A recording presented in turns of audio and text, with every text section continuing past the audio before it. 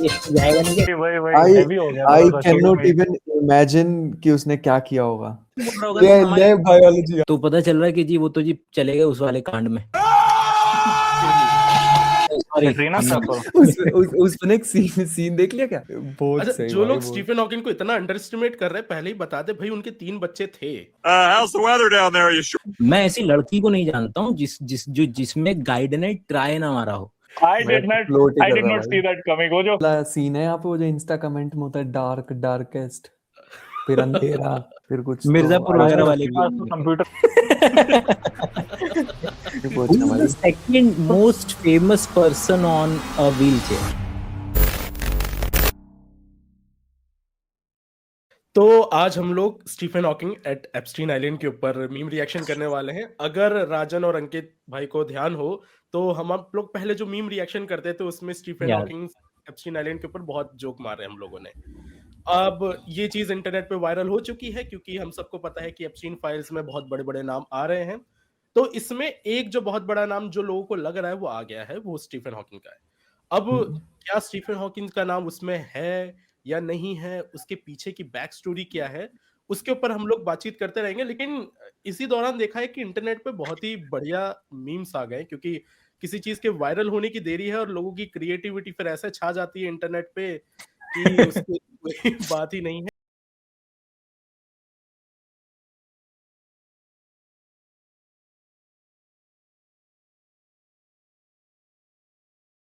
वही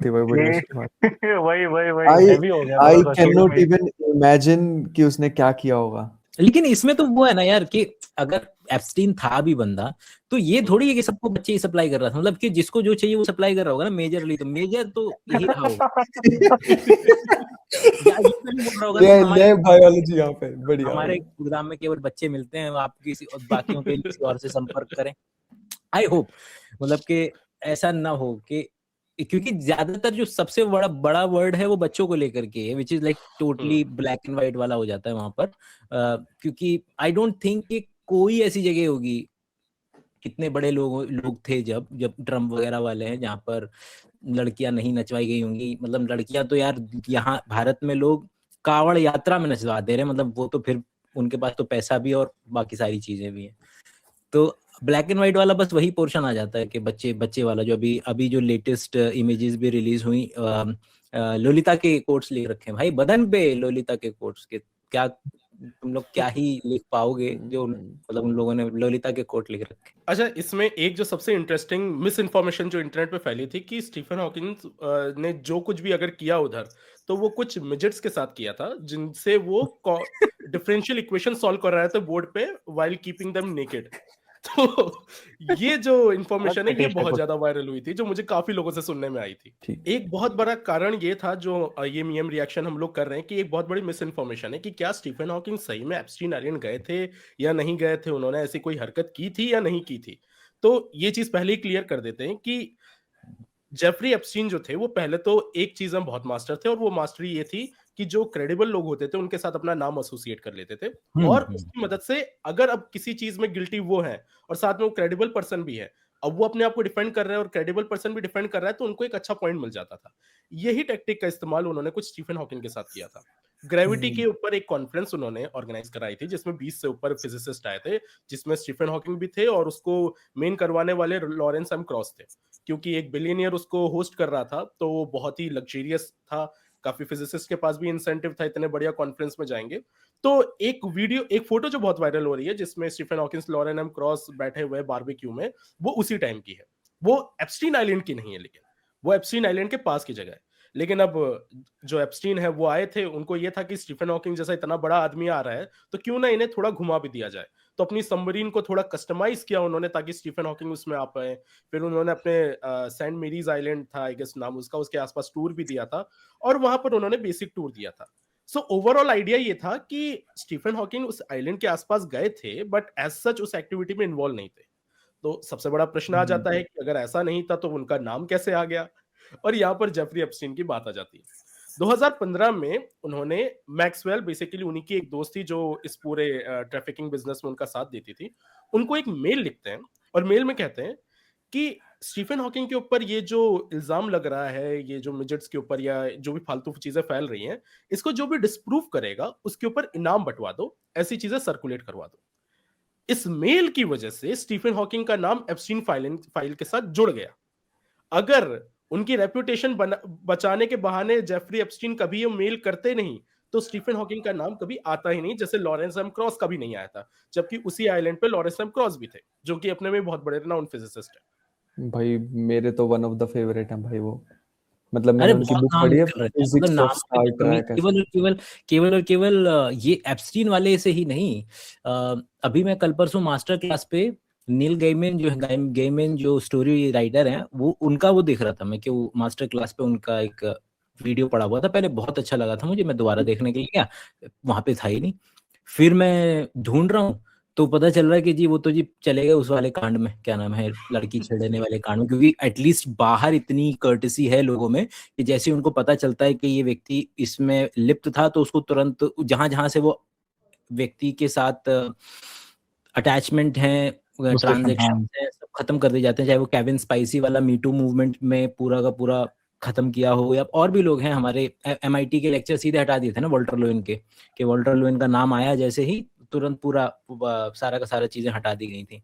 इंडिया में तो मतलब वीडियोस तक आ जाते हैं भाई उसके ऊपर में टोल प्लाजा के ऊपर में वीडियोस तक आ जाते हैं, तब भी क्या नाम है, उसके बाद तो ज्यादा भारी बहुमत से जीतता है इंसान भारत के अंदर में।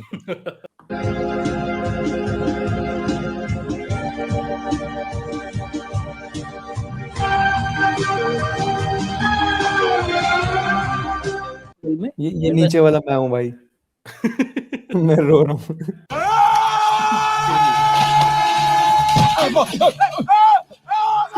मेरी एक टांग नकली है। He can run, uncle. You also run.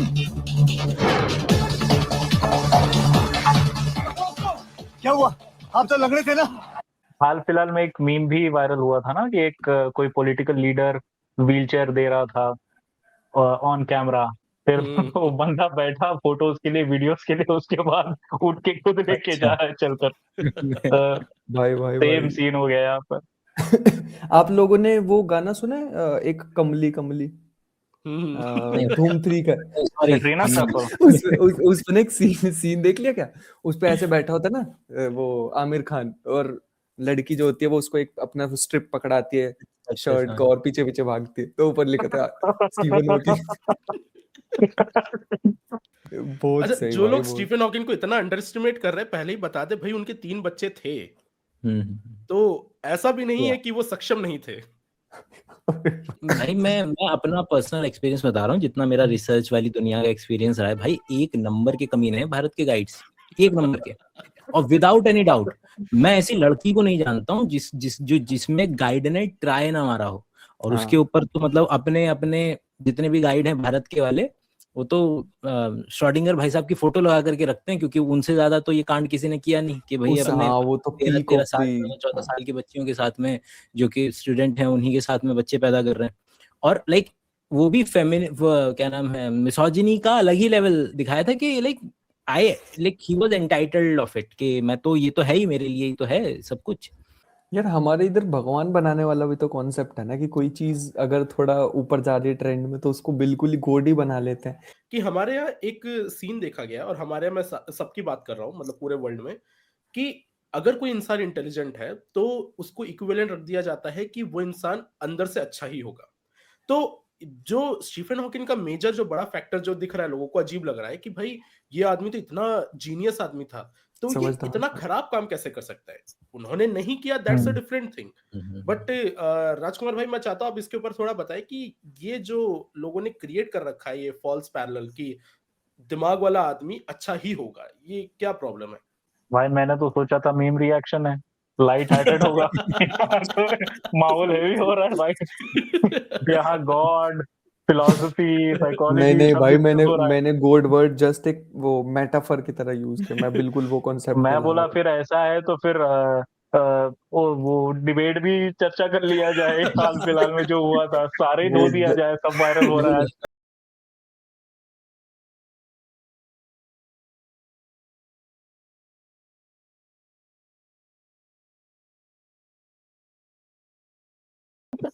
I did not float he I कर did रहा not see भाई। that coming. वो जो फर्स्ट पार्ट तो फिर भी रेलेवेंट था, जो सेकंड पार्ट में हुआ वो दूसरे का उठा दिया। क्षितिज भाई बोल रहे थे ना कि अगर व्यक्ति, जरूरी नहीं कि भाई अगर एक काम में अच्छा है, अगर वो पढ़ाई में अच्छा है या रिसर्च में अच्छा है या साइंस में अच्छा है, तो जरूरी नहीं कि इंसान भी अच्छा हो। तो उसमें हमेशा एक गोल्ड स्टैंडर्ड लाइन जो मुझे लगती है वो अभिजीत भट्टाचार्य के लिए लगती है, बोले कि आप सिंगर कमाल के हो लेकिन आदमी सुअर हो। ये आदमी सुअर हो।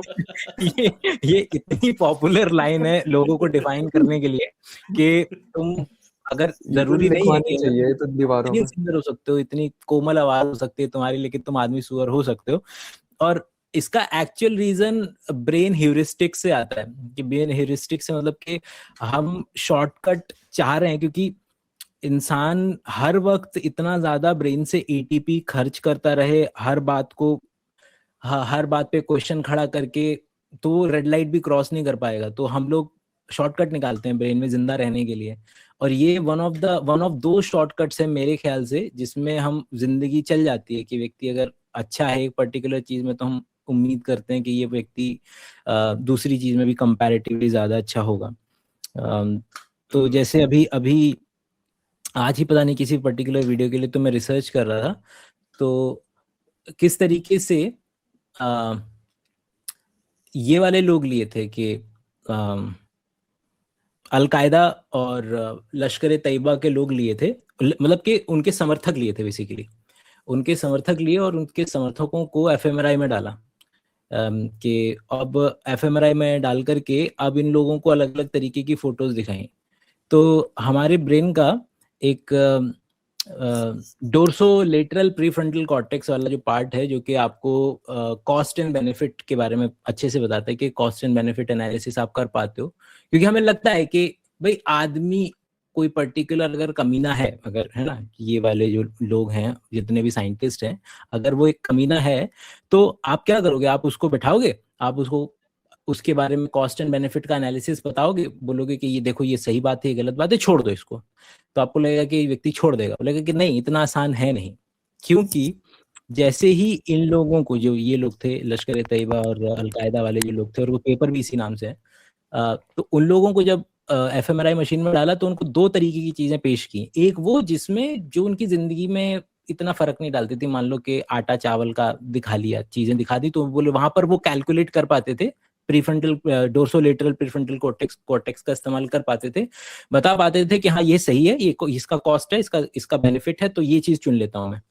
लेकिन जैसे ही उनको जमीन और रिलीजन के बेसिस वाली चीजें दिखाई गई और वो वाले क्वेश्चंस पूछे गए, तुरंत उन्होंने लिटरली जो स्कैन्स हैं पेपर में, प्रीफ्रंटल डोर्सोकॉर्टेक्स, जो प्रीफ्रंटल कॉर्टेक्स बेसिकली ऑफ कर दिया उन लोगों ने, मतलब लिटरली उनका वो पोर्शन ऑफ हो गया, खत्म, मतलब गायब, ताकि अब वो लोग केवल और केवल बढ़िया तरीके से इस पे डिसीजन ले सकते हैं, केवल और केवल।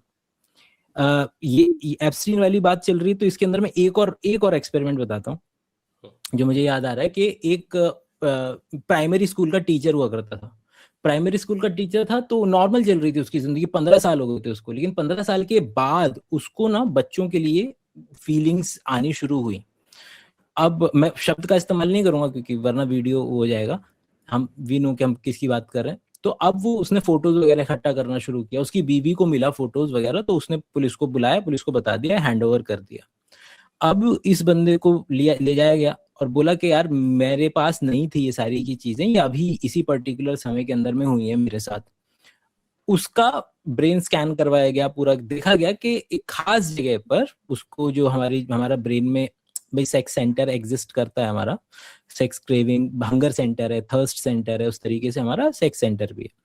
तो वहां पर उसके एक ट्यूमर है। अब ये ट्यूमर क्या करा, निकलवा दिया गया, ट्यूमर निकलवाया, अब इसकी वो सारी ग्रेविंग्स जा चुकी हैं, चली गई हैं। अब कई साल, कुछ साल समय गुजरता है, कुछ साल गुजरते हैं, अब इसको दोबारा से क्रेविंग आती है वही वाली उसी तरीके की, और उसके पास दोबारा से फोटोज मिलती हैं और दोबारा से स्कैन करा जाता है, तो ट्यूमर वापस से आ चुका है। अब यहाँ से एक नया क्वेश्चन निकलता है कि जैसे ही हम अंदर घुसेंगे एथिक्स वाली बातों में, कि ये क्या किसी व्यक्ति के कंट्रोल में है भी कि वो किस तरीके की नीश अगर वो कंज्यूम करता है, कैटेगरीज, जो अडल्ट मूवी कैटेगरीज जो कंज्यूम करते हैं हम सभी यहाँ चारों लोग अगर बैठे हैं, तो चारों लोगों की एक प्रोपेंसिटी है, एक चीज को वो कंपैरेटिवली ज्यादा पसंद करते हैं, उस तरीके की चीजें उनको ज्यादा स्टिमुलेट कर पाते हैं बेसिकली। और तो are they even in our control? मतलब अब मैं थोड़ा ज्यादा आगे निकल गया शायद, सॉरी। नहीं, बहुत बेहतरीन। और ये बहुत अच्छा सवाल था कि ये अर्ज अगर आना हमारे कंट्रोल में नहीं है एक तरीके से, तो क्या हम रिस्पॉन्सिबल हैं उसको कंट्रोल कर पाने के लिए या ना कर पाने के लिए? And we are not on Epstein side की गलती से कि ये हल्का सा भी वो ना चला जाए कि डिफेंड कर रहा है साला, मारो इनको। ठीक, सॉरी, थोड़ा भारी हो गया।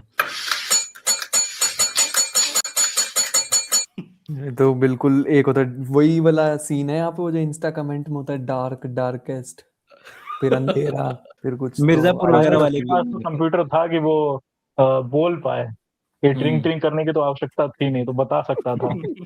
अच्छा, बाय द वे, भले ही हम लोग ये बता रहे हैं कि ये जो एप्स्टीन फाइल का स्टीफन हॉकिंग का केस है, ये है तो मिस इन्फॉर्मेशन ही, ऐसा एक्चुअली में नहीं हुआ था। बट इसका मतलब ये नहीं कि स्टीफन हॉकिंग ने लाइक ऐसी, जिसको हम लोग इन जनरल टर्म्स में अनएथिकल कहते हैं, वो नहीं किया हो। उसका सबसे बड़ा एग्जांपल है कि उन्होंने अपनी वाइफ को चीट किया था, उन्होंने भी किया था, लेकिन स्टीफन हॉकिंग ने जिस नर्स के साथ किया था, और ये बड़ी अजीब सी बात है, उसी नर्स के हस्बैंड ने वो सिंथेसाइजर बनाने में हेल्प की थी, जिसकी मदद से वो बात कर पाते। ये इनके मूवी में देखा था शायद, है ना? मूवी में हस्बैंड के बारे में नहीं बताया था। हाँ, मतलब वाइफ का, हाँ यार गलत है यार ये। मैंने सुना उनकी जो चेयर थी वो 2 इंडियंस ने IIT सिंथेसाइजर बॉम्बे बनाना के गलत है बॉयज या थे। चीटिंग?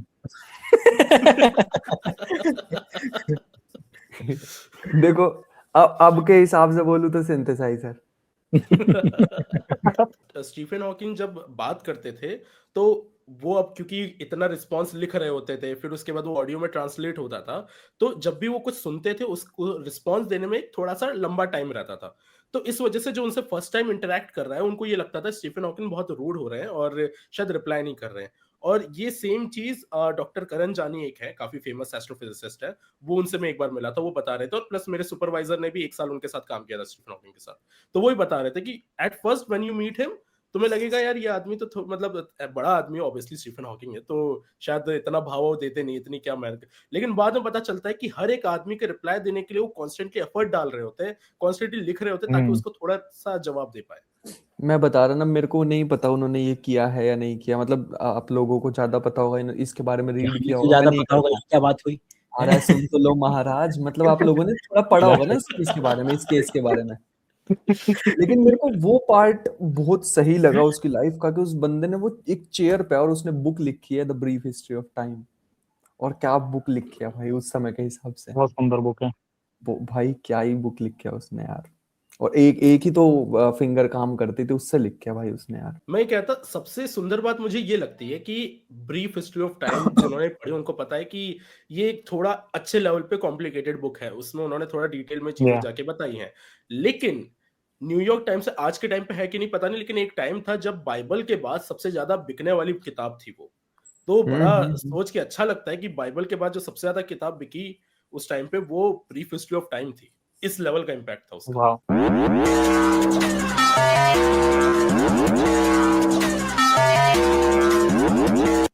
भाई कौन बना रहा है ये, मेरे तक नहीं पहुंचा भाई। Second most famous person on a wheelchair? It's a question, I don't वही वो know if I have. Breaking bad वाला। बापू।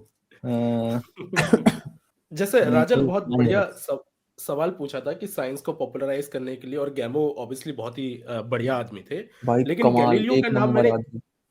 बहुत बढ़िया थे, लेकिन गैलीलियो का नाम मैंने इसलिए स्पेसिफिकली लिया था क्योंकि गैलीलियो बहुत क्लेवर आदमी थे, नॉट बिकॉज फिजिक्स के हिसाब से बहुत क्लेवर थे, but because politically he was also very clever.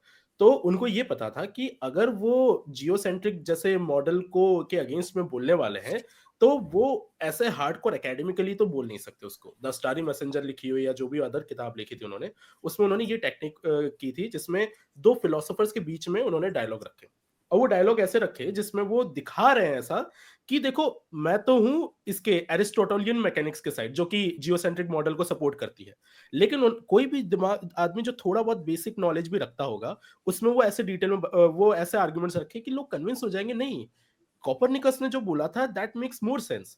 और गैलीलियो ने जो अपनी स्टारी मैसेंजर लिखी थी, उसमें सबसे ब्यूटीफुल काम जो किया था, उन्होंने बुक का एक बहुत अच्छा खासा पोर्शन अपने आर्ग्यूमेंट्स को देने के बजाय लोगों को ये कन्विंस करने में लगाया कि चीजों को क्वेश्चन करना चाहिए, चीजों पे क्वेश्चन क्यों करना चाहिए, उससे क्या हो सकता है। वो उस लेवल के विजनरी थिंकर थे कि उनको पता था कि भाई मेरी आज की ऑडियंस शायद इतनी अवेयर नहीं है जो इतनी जल्दी इतने बड़े क्लेम के ऊपर सपोर्ट करने लग जाए, तो उनको समझाना कि क्वेश्चन करना इज अ राइट थिंग, वो उन्होंने टास्क लिया था। तो गैलीलियो के इन सब एस्पेक्ट्स के बारे में जब पढ़ता हूँ एंड फिर नोइंग कि कैसे, और एट द सेम टाइम वो ऐसे भी आदमी थे कि बहुत ही ज्यादा उन सब में मानते थे, जैसे उन्होंने अपनी दोनों बेटी को चर्च में दे दिया था, क्योंकि लिव इन में रहते थे वो बेसिकली, और शादी करते अपनी गर्लफ्रेंड, उससे पहले उनकी गर्लफ्रेंड की डेथ हो गई, तो बाय दैट लॉजिक उनके जो बच्चे थे वो बास्टर्ड हो गए। अब बेटे को तो उन्होंने जो भी प्रोसेस होता था उस टाइम, उन्होंने तो एक लेजिटिमेसी दिला दी, लेकिन दोनों बेटियों की अब शादी नहीं करा सकते, तो उन दोनों को चर्च में दे दिया था। एक तरीके की ये जो देखा जाता है ना कि एक आदमी जो इतना विजनरी भी है, इतना सब कुछ सोचा, but at the same time उसी टाइम की जो भी प्रथाएं थी उसका भी विक्टिम था। बड़ा गैलीलियो का एग्जांपल बहुत क्लासिक लगता है इसमें। यार the more I read about Galileo and Copernicus, I think उतनी ज्यादा रिस्पेक्ट बढ़ती है मेरे मन में न्यूटन के लिए। सीरियसली बता रहा हूँ, क्योंकि उस बंदे ने ना एक बेंचमार्क सेट कर दिया। बाकी को तो लपेट देते थे रिलीजन वाले, इसको नहीं कह पाए कुछ भी। तो ये निकल गया थोड़ा आगे। वैसे एक चीज और बताऊं आप लोगों को। बिल्कुल बिल्कुल। आप सभी लोगों ने बिग बैंग थ्योरी देखा होगा ना, देखा ही होगा वैसे तो, जी। है ना? क्या वो आप लोगों को लगता है कि वो साइंस के बारे में था या वो साइंटिस्ट के बारे में था? I think it's about the life of those individuals जो कि सोसाइटल नॉर्म से थोड़े से अलग होते हैं।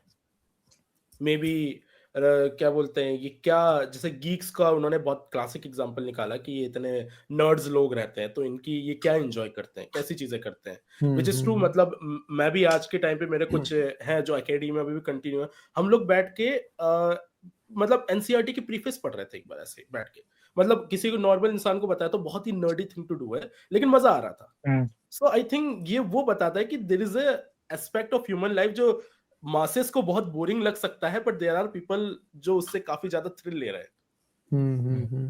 वही ना कि बेस वैल्यू तो थ्रिल ही है ना, वो उसको आ रहा है थार से, उसको आ जा रहा है, वो थोड़ा सा कम में आ जा रहा है उसको। हाँ, वो डीजे पे कुछ स्लाइम रख दी। नॉन न्यूटोनियन फ्लूइड वाला जो था वो वही। बनाते हैं लोग। सही, जरूरी है वैसे शोज यार बहुत। राजकुमार भाई आपने देखा है बिग बैंग थ्योरी? मैंने 2-3 एपिसोड्स देखे हैं भाई। उसके बाद इतना मेरा वो राजकुमार भाई आप रात की नींद खराब करो लेकिन उसे देखो भाई। हाँ भाई, अरे नहीं, वो नहीं ऐसा ही पीयर प्रेशर मेरे फ्रेंड्स एनिमे के लिए करते हैं। एनीमे चलो छोड़ो, वो बात की बात है, ये बिग बैंग थ्योरी तो निपटाना पड़ेगा भाई, ये बिंज वॉच करना पड़ेगा अब आपको। नहीं, अभी कुछ बोलने वाले थे, मुझे लग रहा था अभी राजकुमार भाई ये बोलने वाले थे कि अब भाई आपने बोल दिया ना, अब तो नहीं देखना है। मेरा बेसिक प्रेमाइस ही ये होता है कि जैसे ही मैं अपना बताता हूँ, मैं अपना शेयर करता हूँ एक, कि जैसे ही रील में कोई व्यक्ति ये बोलता है ना कि मैं आखिर तक रुकिएगा, मतलब कि जाइएगा नहीं, मैं तुरंत उसको ऊपर करता हूँ, मैं मतलब विदाउट एनी डाउट के, जब अगर मेरे लिए ये वो है, क्या नाम है, डील ब्रेकर है, अगर मैं रुक जाऊंगा, लेकिन अगर तूने बोला ना कि आखिर तक रुकेगा, मगर जब भाग जाए ऐसे, चाहे कितनी भी इंपॉर्टेंट बात बोल ले, तो मेरे सामने अब आपकी YouTube वीडियो आएगी ना, सेम करूंगा अभी मेरा हो सकता है कि मैं देखता, लेकिन अभी आपने बोल दिया है कि देखना है, तो अब नहीं देखूंगा। याद रखना वो शायद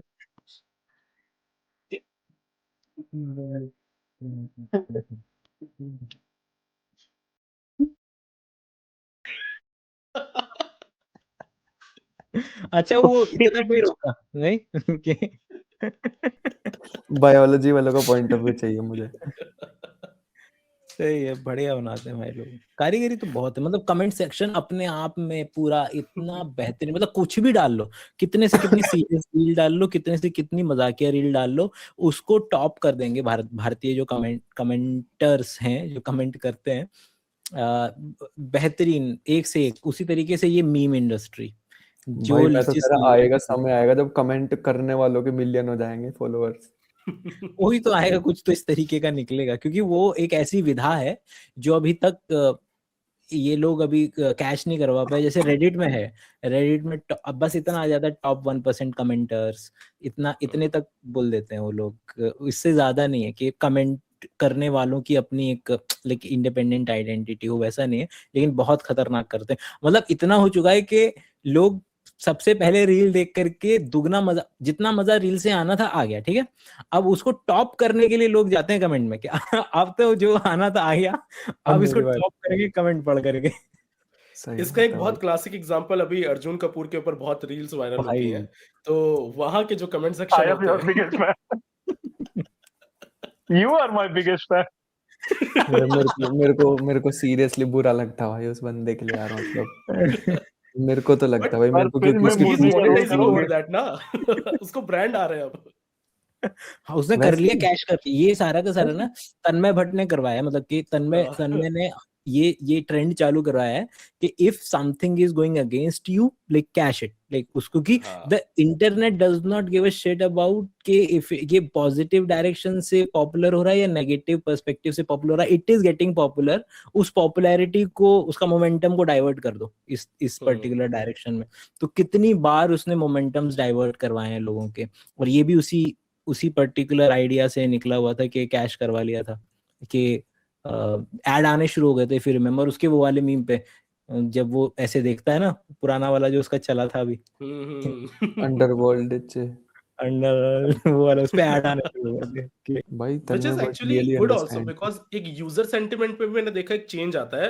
if you are owning your, जो कहते हैं ना ट्रोल चल रहा है और उसको फिर कैश कर रहे हो, तो वो सेंटिमेंट बहुत बदलता भी है। वही अकेला तरीका है उस नेगेटिव चीज को अगर पॉजिटिव में कन्वर्ट कराना है, तो this is the only way out Indian population के लिए कि भैया ओन इट, उनके साथ मिलके हंस लो। अगर तो तुमने ज्यादा अपनी नाक और ऊंची करने की कोशिश करी कि मैं लपेटने अकाउंट ऑफ कर दूंगा या वो कर दूंगा, फिर देखो कि क्या करेंगे ये लोग। हाँ, वो हंस रहे हैं तुम पे, तुम भी अपने पे ही हंस लो, हाँ, बस बच जाओगे। यही बच इजीएस्ट वे जाओगे। टू लाइक हाँ, गेट अवे। इसका easiest सबसे नहीं, ये सबसे अच्छा safest way, मुझे safest way। अर्जुन से ज्यादा मुझे औरी का लगता है। उसने बहुत बढ़िया तरीके से इसका कैशन किया है। वो सबसे बढ़िया ही उसने किया है, मेरे को लगता है उर्फी के बाद उसने सबसे किया है। बेस्ट उर्फी, ये सब उर्फी, लोग उसी कैटेगरी से हैं। औरी। हम्म, कैटेगरी और नहीं है अगर वही। और प्लीज। अगर इस साइकोलॉजी के बारे में थोड़ा सोचे ना, तो ये कोई नई साइकोलॉजी नहीं है। मतलब कि स्कूल में जो लोग बुली होते हैं, उन्होंने एक चीज नोटिस, मैं क्योंकि हुआ हूं तो मैं बता पा रहा हूं उस पर्सपेक्टिव से। सबसे बढ़िया चीज ये ओन इट, तुम साथ में हंसना शुरू कर दो, और जैसे ही तुम रिएक्ट करना उस पर छोड़ दोगे, तुम साथ में एंजॉय कर रहे हो, लोगों को किक भी नहीं मिलने वाली फिर उससे। किसी और को पकड़ेंगे अब ये क्या? लोग। चैंडलर, मतलब कि बोले कोप अप मैकेनिज्म हो जाता है तुम्हारा, तो चैंडलर का भी यही था कि मेरे को जोक मारना होता है। उसका तो रियल लाइफ का ट्रॉमा भी यही था, मतलब ऑन स्क्रीन भी ऑफ स्क्रीन भी। How's the weather down there, you short idiot? Should we tell him his pants fell off? Now, let's wait a while. Well, you can't tell by the way I use my walk. I walk all the time because my legs can walk. उसको साथ में Bill Gates भी डाला है उन्होंने। हाँ, Bill Gates का आ गया है लेटेस्ट वाला, चॉम्स्की, बिल गेट्स और ये सारे के सारे। चॉम्स्की भी है। अरे चॉम्स्की तो मेन है भाई, कैसी बात कर अरे अरे नहीं वो चॉम्स्की का छोड़ो, नहीं पता था मुझे। अरे ये मैंने तो भाई क्या बता दिया आपने। ये एक मुझे वीडियो डाइजेस्ट करने में देखी, टाइम लगेगा। उसमें उसमें डोली चाय वाला वो माफी मांग रहा भाई, कह रहा तो किसी फॉरेनर इस को बार पिला दी, जो मुझे नहीं रिलीज पता हुआ है कौन उस सी। पे टॉप नाम चॉम्स्की का ही तो है इस बार, जो ये जे ड्राइव जो इस बार निकली है उसमें जो टॉप पे है वो चॉम्स्की है। अरे बाप रे बाप। अगेन, जो थोड़ी देर पहले हॉकिंग के लिए ज्ञान दिया था, वो चॉम्स्की के लिए खुद को समझाना है। भाई मेरे को नहीं पता है चॉम्स्की कौन है। मतलब कि लिटरेरी थ्योरी हो गया, फिलोसफी ऑफ लैंग्वेज हो गया, उसके बहुत ही कहते हैं ना, अमेरिकन क्या बहुत प्रोफेसर। जाने माने, मतलब कि बहुत ज्यादा ही बड़े आदमी, जैसे हम लोग आइंस्टाइन और न्यूटन को जिस स्केल पे हम लोग मानते हैं, उसी स्केल पे एक तरह से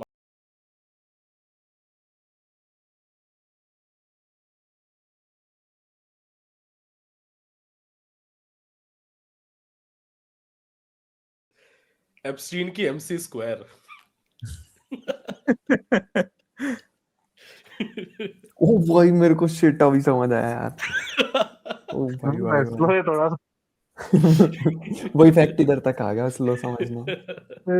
एंटेंगलमेंट स्लो हो गया राजन का इस बार। सही में। और भाई मेरे को वो याद आया अभी, राजकुमार भाई नहीं समझ पाओगे, बिग बैंग थ्योरी में एक कैरेक्टर है हावर्ड। हावर्ड अच्छा वो करता ठीक ना ठीक। इसकी एक्टिंग, स्टीफन हॉकिंग की एक्टिंग करता उसमें। बहुत है ना, है तगड़ी। ना, है ना? बहुत खतरनाक भाई। वो करता नहीं ऐसे, आई विल ट्यूब ऐसे ऐसे बोलता है। उनका ग्रैंड डिजाइन आप लोगों का करके फेवरेट शोज क्या है साइंस के? यार मेरा तो बिग बैंग थ्योरी भाई, पर्सनली बताऊं तो मैं अभी साइंस भी के उसकी क्लिप देखता हूँ। साइंस यार या साइंस फिक्शन?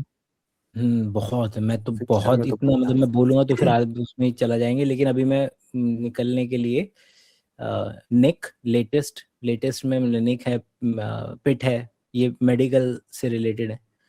हम्म कि पहली बार जब लाइट आ रही थी तो हॉस्पिटल कैसे बन रहे थे, पहली बार जब एम्बुलेंस बनी थी तो उस वक्त क्या चल रहा था, पहली बार जब सिजेरियन सेक्शन, पहली बार जब जिस व्यक्ति ने ट्राई किया वो उस व्यक्ति ने क्या क्या चीजें ट्राई की, तब जा करके सिजेरियन एक फाइनल शेप में आ पाया। क्योंकि पहले जो ऑपरेशंस होते थे वो पूरे लेक्चर हॉल में होते थे, तो सिजेरियन हो रहा है लेक्चर हॉल के अंदर में हो रहा है और एक एक स्टेप दिखा रहे हैं। तो अगर किसी को इंटरेस्ट हो इस तरीके के शो में तो निक करके नाम है उस शो का, मतलब आई लव इट। मेरे को तो वैसे ही अच्छे प्रिंट, रेट्रो प्रिंट में वैसे ही शोज बहुत पसंद आते हैं, तो ये लव इट। मतलब ऑब्वियसली बिग बैंग थ्योरी है ही। एक शो जो मुझे देखना है, जो मुझे पता है बहुत बढ़िया है, एप्पल वॉच पे ही है, वो अबाउट स्पेस सेटलमेंट के ऊपर ही है, लेकिन बहुत ही डिटेल में है, तो वो मैं नाम भूल रहा हूँ, अगर पता चलेगा मैं बताऊंगा। वो मुझे देखना, बाकी तो अभी मैंने बहुत ज्यादा ऐसे देखे नहीं है शोज, सो एप्पल टीवी पे। अनफॉर्चुनेटली। एप्पल टीवी गजब बनाता है भाई, मतलब मैं बता नहीं भाई सकता एप्पल टीवी क्या। पे तो 5 सीरीज है टोटल साइंस की। प्लूब्रिस प्लूबेरोस, डार्क मैटर।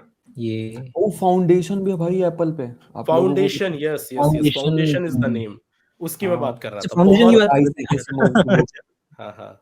हम्म, हाँ भाई भाई भाई मैंने रिसेंटली सेव की लेकिन देख नहीं पाया। नहीं मैंने देखा, वो मैंने देखना बहुत बढ़िया। मेरे ख्याल से कुछ आखिरी के कुछ एपिसोड्स रह रहे हैं बस मेरे। भाई मेरे ख्याल से आप लोग थोड़ा बड़ी उम्र के हो, तो आप लोगों की उम्र निकल गई है, तो मैं सजेस्ट करना चाहूंगा एक। लेकिन तुम अपनी उम्र के हिसाब से भी पूरे नहीं देख रहे हो,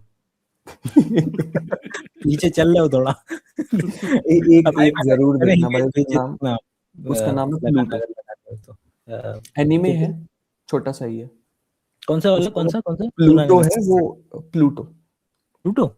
हाँ उसमें ना वो एक एंटी मैटर बॉम्ब समथिंग बनाता है, एक छोटा सा बच्चा, वो पूरी मैथमेटिकल इक्वेशंस डिराइव करता है वगैरह। स्पॉइलर दे दूंगा बस, इससे ज्यादा नहीं बताऊं, बहुत नहीं मस्त नहीं, है, बहुत मस्त। प्लूटो नाम कहाँ कहाँ इस्तेमाल नहीं हुआ यार, मतलब कि प्लूटो मैगजीन भी आती है, प्लूटो ये भी है, प्लूटो प्लैनेट भी, प्लूटो की वो भी है, क्या नाम है वो जो डिज्नी के कैरेक्टर, कहाँ कहाँ इस्तेमाल नहीं किया ये। अच्छा, एनीमे लाइन पे चल ही रहे हैं तो एक स्टाइन गेट और डॉक्टर स्टोन भी बहुत ही अच्छा साइंस के रेल में ही आ मस्त जाता है भाई, है। मस्त है। आएंगे।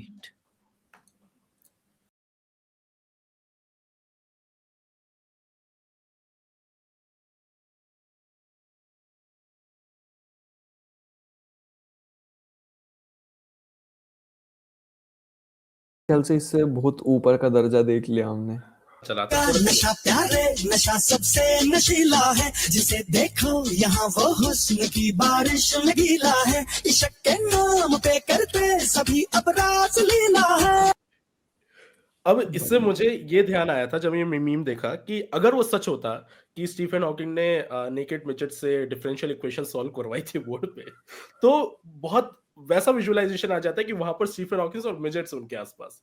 नहीं भाई मैं नहीं सोचना चाहूंगा, आप लोग बात करो इस पे, मैं नहीं सोच पाऊंगा। इधर बंदा इक्वेशंस लिख रहा है, आइंस्टाइन होता तो मैं सोच भी लेता, क्योंकि वो था भी ऐसा ही।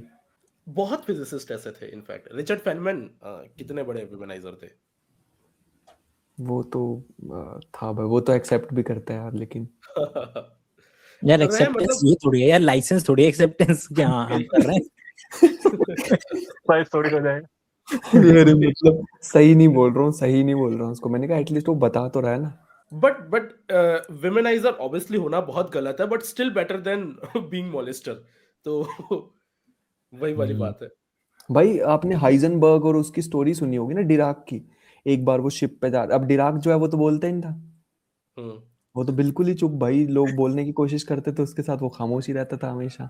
तो हाइजनबर्ग और वो एक बार एक क्रूज पे जा रहे थे, तो हाइजनबर्ग चला गया भाई लड़कियों के साथ डांस करने के लिए। और डिराक पूछ रहा है कि क्या मिलता है तुझे। तो उसने जो भी बोला होगा कि भाई ऐसा मजा आता है ये वो, यही तो लाइफ है, एटलीस्ट हम जितने रास्ते जा रहे हैं उतने रास्ते तो ये सब कर सकते हैं, एंजॉय कर सकते हैं अपनी लाइफ को, कुछ तो फिजिक्स से हट के करना चाहिए। तो वो चिल थे भाई वो भी अपनी लाइफ में। और डिराक भाई वो चुप ही रहते थे। मतलब मैंने अभी शायद वेरिटेसियम की उसमें वीडियो में देखा था कि पहले लोगों को ना ऐसा नंबर दिए जाते थे, 1 डिराक 2 डिराक, डिपेंडिंग ऑन वो कितना बोलते हैं। Oh wow. नाइस। इतना कम बोलता था भाई वो बंदा, इतना कम बोलता था भाई वो। यूनिट बना दिया। यूनिट, सीरियसली भाई यूनिट बना दिया। किसी को 10 डिराक बोलने का मतलब वो ज्यादा बोलता है, और 1 डिराक मतलब वो बोलता ही नहीं। अच्छा, डिराक के बारे में एक चीज बोलना चाहूंगा। जैसे पॉपुलर साइंस में आइंस्टाइन, न्यूटन, गैलीलियो, ये सब की बातें बारे में बहुत बात की जाती है। हाइजेनबर्ग भी अनसर्टेनिटी प्रिंसिपल की वजह से एक लेवल पे अच्छे खासे फेमस है। लेकिन डिराक एक ऐसे कमाल के आदमी थे जिनके बारे में मुझे लगता है कि इतनी बातचीत नहीं की जाती है। वो भी ठीक ठाक फेमस है, डिराक इक्वेशन के ऊपर जानते हैं लोग, लेकिन वो लिटरली न्यूटन, आइंस्टाइन उस लेवल का पोजीशन वो रखते हैं, दावेदार हैं उसके। एटलीस्ट और मैथमेटिक्स में।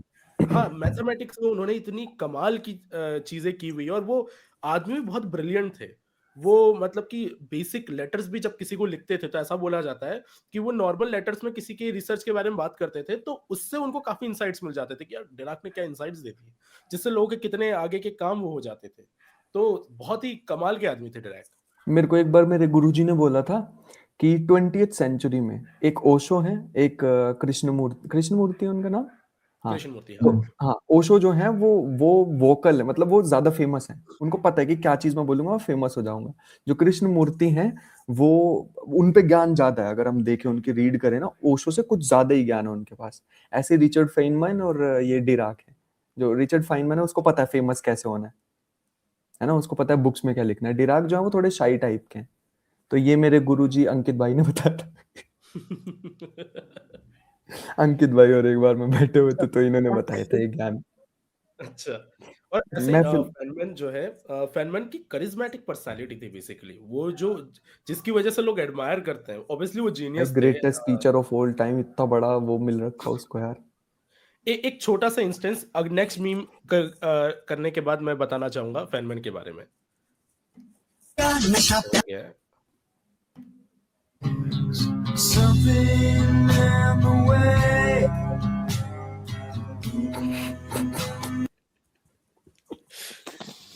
अभी मैं वीडियोस देख रहा था, काश पटेल नाम है ना उसका, डायरेक्टर का, FBI के।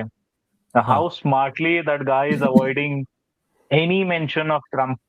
कुछ भी आ रहा है, कुछ अलग ही दिशा में लेके जा रहा है, यू नो। इतना जो वो टू एंड फ्रो कॉन्वर्सेशन है, at one point it started become so funny कि कुछ भी हो रहा है, मतलब इट्स कोई ऑफिशियल वहां पे वो नहीं हो रहा, कहीं भी जा रहा है कन्वर्सेशन। सिर्फ एक वर्ड, एक नाम को वो लोग बचाने के लिए, सोचिए, जबकि वी हैव द एविडेंस। हाँ हाँ, यस। मुझे नहीं पता भाई किस चीज की बात हो रही है बाय द वे। अरे मतलब कि ये कांग्रेस के सामने बैठे हुए थे, तो ये लोग, इंडिया में ये नहीं है कि जवाबदेही के लिए आप किसी की भी गर्दन पकड़ के, चाहे कितनी भी बड़ी कंपनी का मालिक क्यों ना हो, वहां पर कांग्रेसमैन के सामने आप बैठा करके जो भी बातचीत की जा सकती है, डायरेक्ट पूछा जा सकता है। अब उसमें सब नपे हैं, उसमें जकरबर्ग से लेकर के सब लोग वहां पर उस पर्टिकुलर कुर्सी पे बैठे हैं एक वक्त पे। तो अभी हाल फिलहाल में वो पटेल भाई साहब बैठे हुए थे, तो वो ये ऑपोजिशन वाले भाई पूरी जान लगाएंगे ना कि भैया बताओ क्यों नहीं रिलीज कर रहे। तो वो बंदा बोलते जा रहा था कि भैया ये हम पूरे के पूरे पोर्नोग्राफिक मटेरियल थोड़ा ही रिलीज कर देंगे, कैसी बात कर रहा हूँ। तो बढ़िया, वो हल्का उल्का देखा था मैंने वाला। अच्छा समझ गया।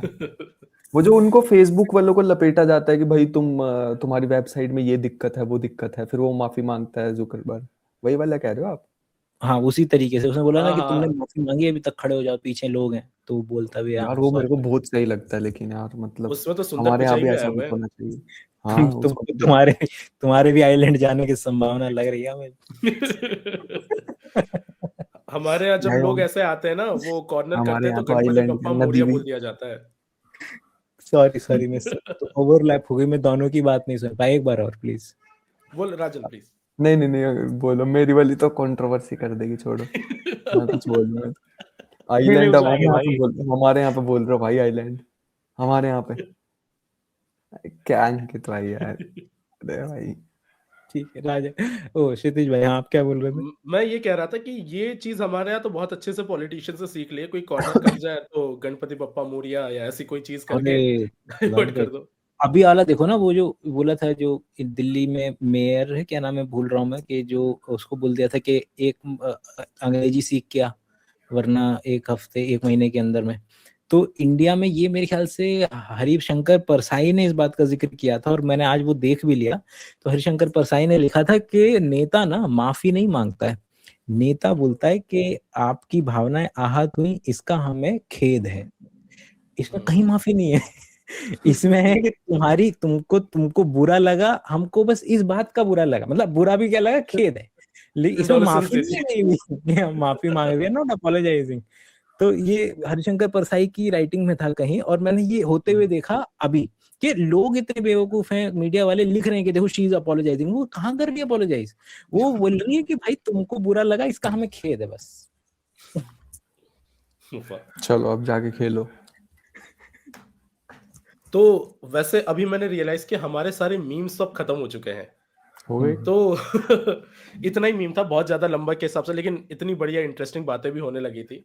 राजकुमार भाई को लगा कि ये तो मीम रिएक्शन के अलावा क्या क्या हो गया है यहाँ पर। मेरा फर्स्ट अपीयरेंस था, मुझे लगा ऐसा सिर्फ हेवी डार्क मीम्स आएंगे। यहाँ तो हम लोग ने अच्छा है कि एक नया फॉर्मेट कुछ है, इसमें हम कुछ नर्डी बातों पे, प्रोडक्टिव बातों पे भी बात कर लेते हैं। वैसे अभी शोज की हम बात कर रहे थे ना, तो मुझे ऐसे ही याद आया, जैसे 2018 2019 में जब मैं शोज देखता था, मुझे 2 शोज बड़े वो अच्छे लगते थे। एक तो ये था द 100, नेटफ्लिक्स पर है, किसी ने देखी है क्या 100? नहीं, तो काफी लंबा चौड़ा सीरीज है, तो वो आप देख सकते हैं, काफी इंटरेस्टिंग है। उसमें फिर ये एस्पेक्ट्स आते हैं कि कैसे science, politics, overall civilization and वो सारी चीजें, सल्वेशन, ये सारी चीजों का, सल्वेशन भी एक बाय द वे सीरीज है नेटफ्लिक्स पर, अबाउट डूम्सडे। यस फिर एक्सपेंस है अमेज़न पे, एक्सपेंस, लवली। तो ये 3-4 और भी बहुत सारे हैं। तो ऐसे मैं देखा करता था, उसके बाद तो देखने का कभी समय ही नहीं मिल पाया। बट मैं ये जरूर देखूंगा जो आज रिकमेंडेशंस मुझे मिले, ये जैसे ही समय मिलेगा मैं देखूंगा। क्या नाम, बिल्कुल। क्षितिज बिग भाई, बैंग अगर थियरी नहीं देखूंगा मैं। अगर वो खत्म हो गए तो हम चौकोर वाले पे ले आओ हमको। हाँ वो उस पे आ जाते हैं जी। दादा के सजेशन हर बार ओवर द टॉप ही होते हैं भाई। कुछ तो बढ़िया बात बोल ही जाते हैं। मतलब मैं कह तो रहा, मेरे को तो इतने लेसन दे के जा रखे हैं ना, वो जो रिचर्ड और डिराक वाली बात है छप रखी है मेरे यहाँ पे। अच्छा, अपनी किसी विनिंग स्पीच में इनका ही नाम लूंगा मैं, देखना सबसे पहले।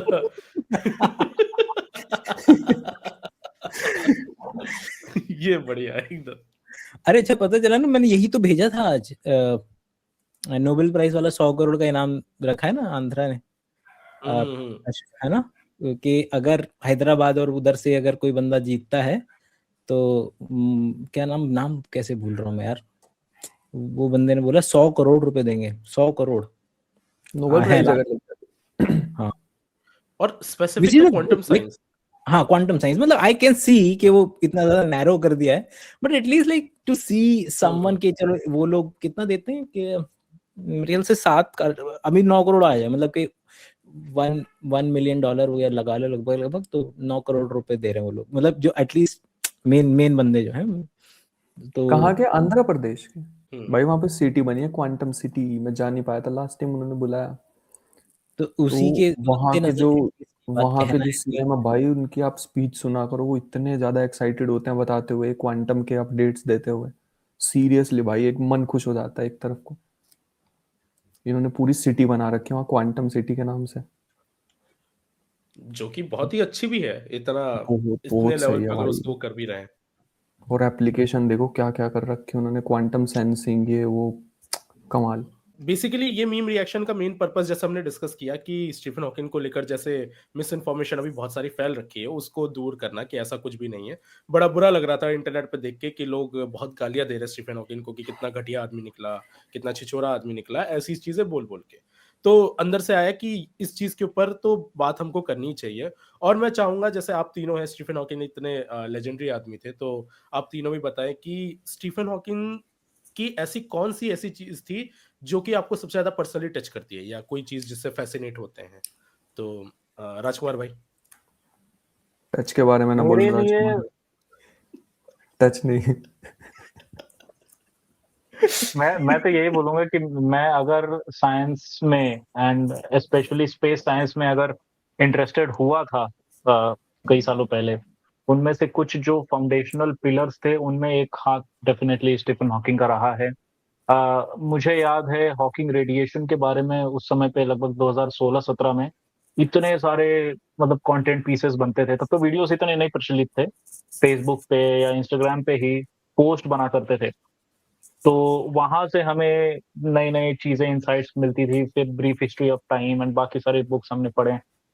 एंड जब ये हुआ the first image of black hole the shadow, उसके बाद जो उनकी पॉपुलैरिटी बढ़ी इसमें डोमेन में, डेफिनेटली वो एक कंट्रीब्यूटिंग फैक्टर था कि मैं और ज्यादा मेरी रुचि बढ़ी स्पेस साइंस में। वरना मैं तो बहुत वेरिएबल डोमेन्स में रहा हूँ। स्पेस साइंस में खींचने के लिए अगर कोई कुछ लोग जिम्मेदार हैं तो उसमें एक डेफिनेटली स्टीफन हॉकिंग रहे हैं, तो उसके लिए तो मैं हमेशा उनके लिए शुक्रगुजार हूँ। बाकी पर्सनल लाइफ में यार सभी सुअर हैं, अगर हम बहुत ही निटपिक करें तो सभी सुअर आदमी हैं। तो आई हैव नो कमेंट और नो पोजीशन टू जज him on his personal adventures.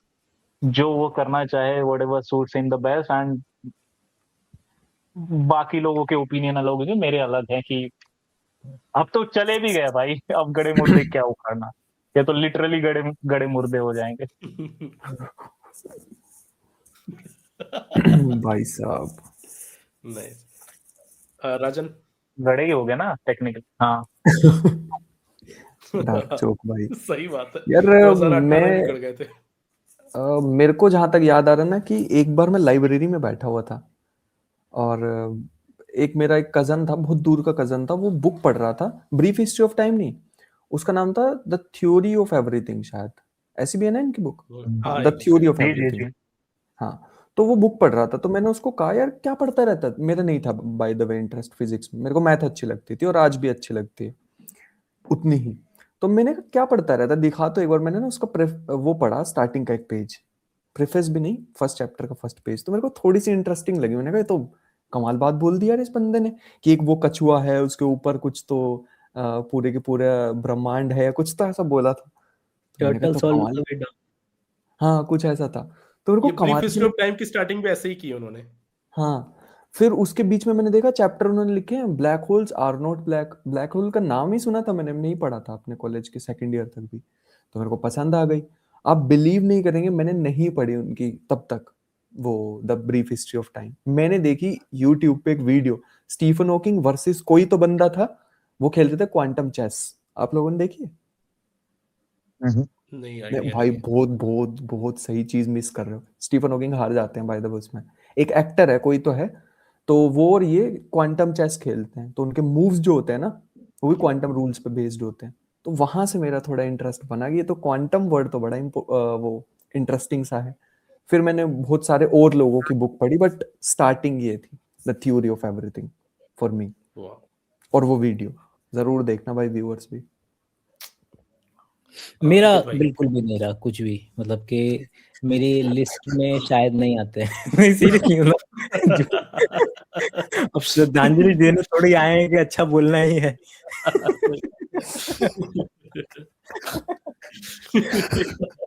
अंकित भाई को वीडियो सुना भाई। पूरे वीडियो में पेल कर अब हम श्रद्धांजलि दे रहे हैं उनको। तो नहीं, मेरी लिस्ट में बिल्कुल भी नहीं है वो। और मतलब ऐसा कोई इंसिडेंट भी नहीं है। मतलब मैं यही 2 किताबें हैं जो पढ़ी हुई हैं उनकी, और इसके अलावा भाई कोई यही बोल देते यार स्टार्टिंग में आपने गिर दिया उसे। मेरे तो रानी बुक पढ़ ली थी।